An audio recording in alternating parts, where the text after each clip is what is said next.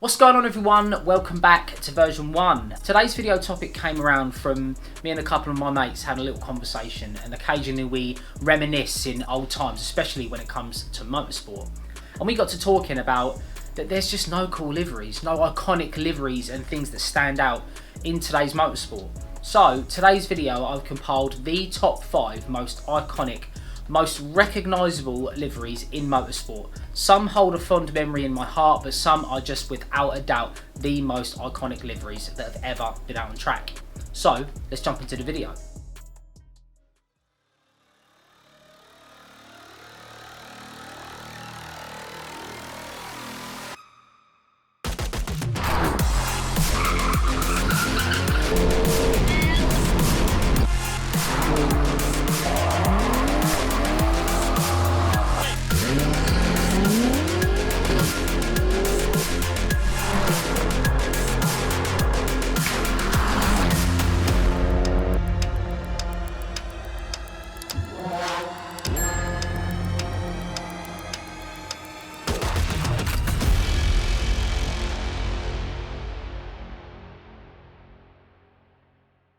So just before we get into today's video, as per usual, make sure you like, share and subscribe, because this was a long one. I know that the liveries stipulations are very, very different now to what they used to be. So all of the liveries back in the day were promoting drinking and smoking and all stuff like that. I know that's the reason they're not in today's motorsport, but that doesn't mean they weren't way cooler than the liveries are today.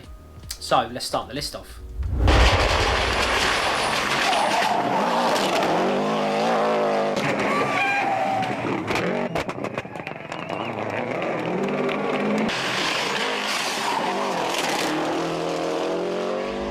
Starting things off with number 5, the Subaru Impreza 555, arguably one of the most iconic liveries out on the rally track. 555 is actually a British-American cigarette brand that used the 555 logo and brand to get around the advertisement issues that came with obviously promoting smoking. And it was driven by 3 absolute legends of the motorsport: Arie Vatanen, Carlos Sainz, and probably the most iconic, Colin McRae. The 1994 ProDrive 555 Group 8 Impreza actually just sold at auction for $500,000 after it was found in a barn in Victoria.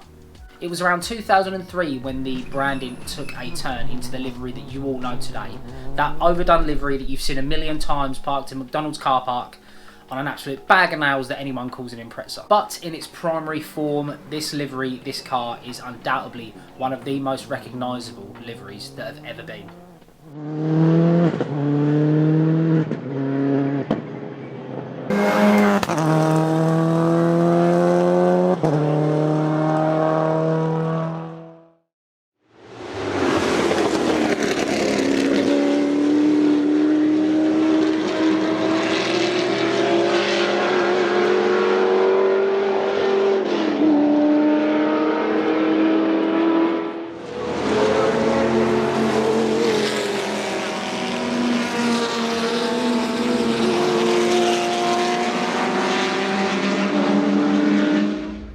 Next on the list, the absolutely legendary Golf livery. Now this livery can be seen across multiple disciplines, but became famous undoubtedly for winning the Le Mans back-to-back, 1966 and 1967, on the absolutely legendary Ford GT40. Golf oils still have a running sponsorship with McLaren to this day, and hold probably one of my favourite iterations of the Golf livery, which is on McLaren F1 GTR. Super iconic for me, and just around that time motorsport in its golden era, you know, the cars that it was out on track with, just an unbelievable era, and then the long tail to follow, which I was lucky enough to see go up the hill at Goodwood this year, and it was unbelievable.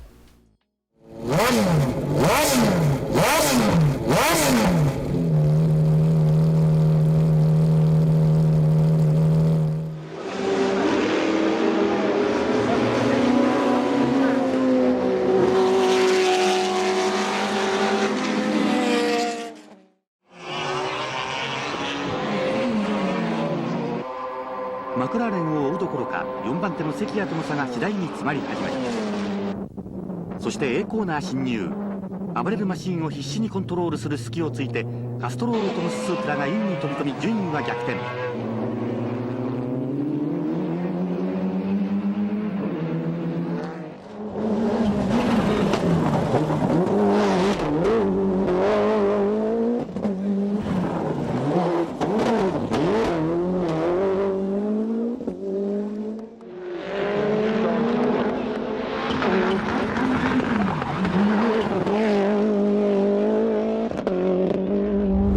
Next up, number 3 is Castrol. The cover car from Gran Turismo 3, the Castrol Tom's Supra comes to mind. Absolutely iconic in every way, and being a winning car of the JGTC, the Japanese GT, and being up against some of the most formidable cars at that time holds a dear place in my heart. Castrol also had cars in multiple different disciplines. Arguably the most iconic is the Toyota Celica rally car. Again, another cover car for a video game, Sega Rally. If you guys know, you know. Sega Rally Championship.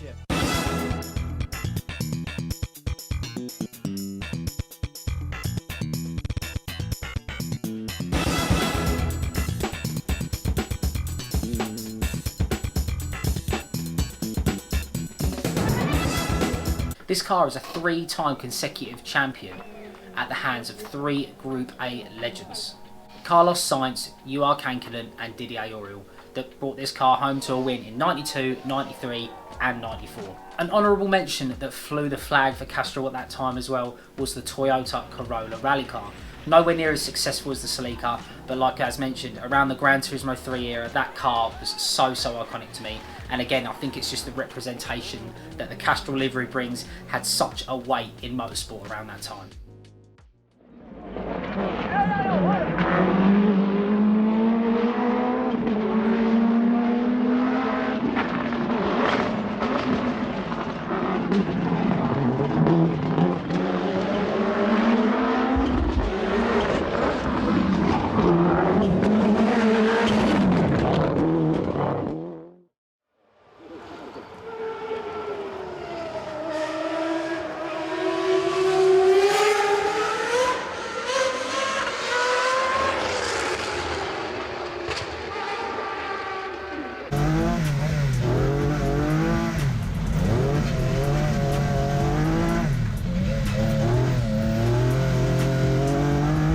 Number 2 on the list now is Rothmans. Dating all the way back to 1890, another cigarette brand hits the streets, and by the 20th century was one of the biggest brands and names in tobacco, and was now being sported on cars from Formula 1 all the way over to the Paris-Dakar Rally. The 962C Porsche is probably the first one that comes to mind, but for me it started sooner than that. It started with the F1 and the Rally. The Williams F1 team Rothmans livery was iconic. Not as eye-catching as some of the other liveries on the grid at that time, sure, but always looked more elegant and had some of the biggest names in the sport behind them. Damon Hill, Ayrton Senna, Nigel Mansell, just to name a few. But it didn't matter what livery this car was on, because the cars were so different to each other. Every car had its own line, and the livery transponded in its own way on every single car in such a special way. The legendary Group B era comes to mind as well, with the Metro 6R4 with its absolutely wild styling and boxy arches. Shouldn't have worked with the classy livery that Rothmans were putting out there, but it really did, with the Rothmans branding on every piece of aero possible. This car, as well as all the other cars in Group B, unfortunately would serve a short life due to the unobtainable levels of speed that these guys are reaching. The FIA actually banned Group B forever. Not only was it getting insanely fast, but it was unsafe. Drivers were being killed, and not only that, spectators were being killed as well. With there being absolutely no restrictions on these cars as well, the cars were becoming far too fast for loose gravel, and these things were not built for that kind of speed. And especially when it come to the time, the average of the car's power was about 500 horsepower, so that means there was cars above that in the league at the moment, and that was just too fast for gravel, with little to no safety measures. There'll be many moments you've seen from the Group B eras as well where people are just lining the streets, lining the sides of these tracks. And it was probably the pinnacle of rally, but it was also the darkest time for a sport where the most fatalities were definitely had in some sort of gravel and mixed surface racing.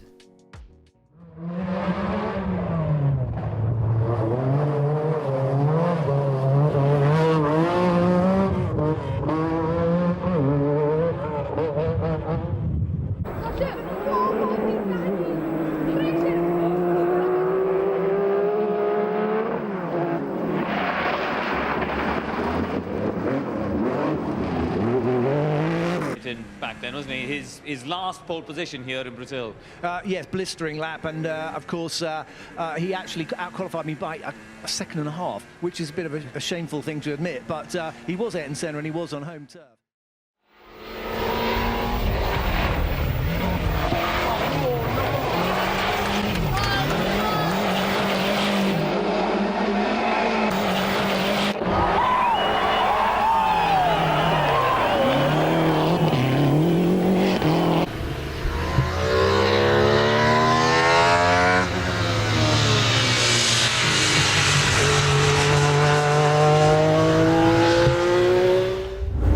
number one on the list, you guys have probably already figured it out, it's Martini. It has to be.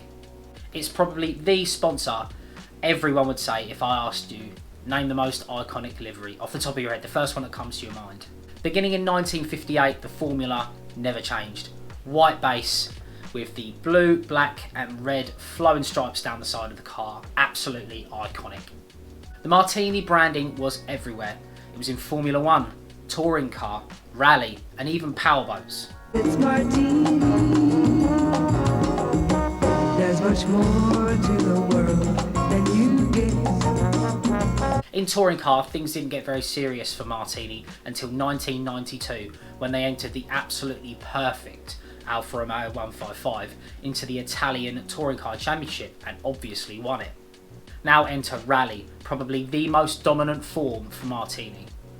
Martini in 1982 signed with the Lancia Works team and they entered the super lightweight Lancia 037 and the Delta S4, which is iconic in its own way. It was the first, I'm pretty sure it was the first, or at least the first in motorsport to run a supercharger and a turbocharger, and has one of the best sounds that you can hear.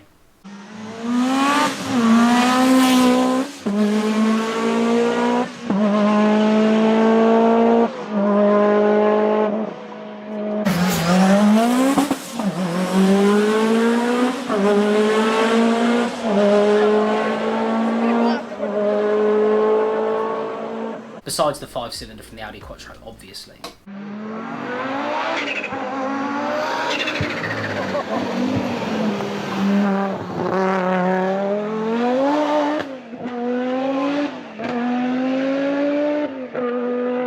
Although those cars saw massive success in Group B, it wasn't until the Group A era where Martini really sunk their teeth into rally. With the banning of Group B, along came Group A. Enter the Lancia Integrale.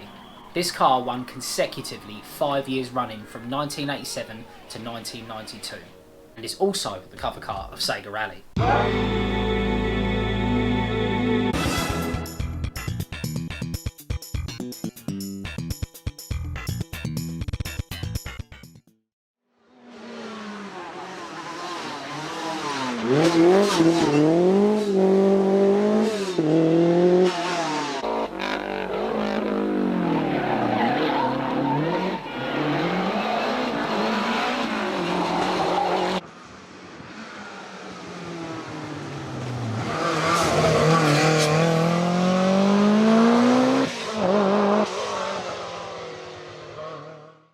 I could be here all day listing off iconic liveries to you guys, but I think these are the top 5 that mean the most to me, that are the most iconic, that are the loudest memory in my mind, as well as nostalgia as well, obviously. And looking back on them now confirms really what I thought in the first place.